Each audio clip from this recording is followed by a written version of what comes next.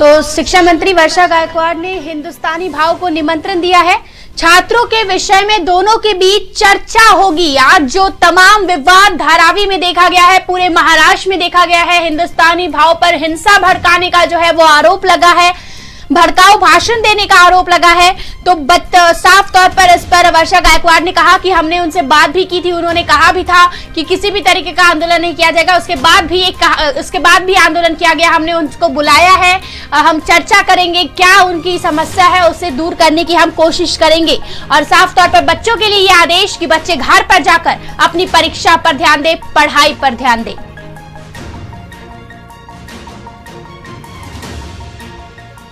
बात हुई तो उन्होंने मुझे प्रॉमिस किया कि हम आपसे आके कल आके बात करेंगे। तो मुझे ऐसा लगता है आपके 2-3 चैनल के माध्यम से मुझे वो सामने आके बात कहे, तो मुझे लगता है कि उन्होंने हमसे बात करने के बाद आंदोलन शांत होना चाहिए और बच्चों को भी घर जाना चाहिए और अपनी पढ़ाई पे ध्यान देना चाहिए। कुछ बच्चे कह रहे हैं कि कैंसलेशन ऑफ एग्जामिनेशन, कुछ बच्चे कह रहे हैं कि ऑनलाइन एग्जामिनेशन। लेकिन मैं कुछ परिस्थितियाँ आपके सामने निगृहित करना चाहती हूँ कि जिस तरह से महाराष्ट्र की भौगोलिक परिस्थिति है और जिस भारी संख्या में बच्चे 10वीं-12वीं के लिए एग्जामिनेशन के लिए अपेयर होते हैं, वो संख्या 30 लाख से भी ज़्यादा है। और हमारी भौगोलिक परिस्थिति ऐसे, हमारे यहाँ पे आदिवासी एरिया है, खेड़े गाँव है, दुर्बल जगह पे घर है लोगों के, और ऐसे समय में एक टाइम पे पेपर होता है। जैसा हम भी जानते हैं, 2 साल से हम भी एजुकेशन में जब से काम कर रहे हैं, तब से हमको पता है कि कोविड आने से बहुत सी परिस्थितियाँ बदल गई है। बच्चे के अंदर एक अलग से टेंशन हो गया, क्योंकि उनको 2 फ्रंट पे लड़ना पड़ रहा है, कोविड से और दूसरी जगह पे पढ़ाई के लिए। इसीलिए हमने बहुत से निर्णय लेते वक्त ये सोचा कि बच्चों को लिखने के लिए कोई तकलीफ हो रही है क्या, तो उनको टाइम बढ़ा के दे पर एग्जाम के लिए। अगर बच्चों को दूर जाने की असुविधा नहीं हो, इसीलिए हमने वही स्कूल में सोच रहे हैं हम लोग कि एग्जामिनेशन हो। प्रैक्टिकल में हम लोग क्या चीज़ें करें ताकि बच्चों को उसमें आसानी हो।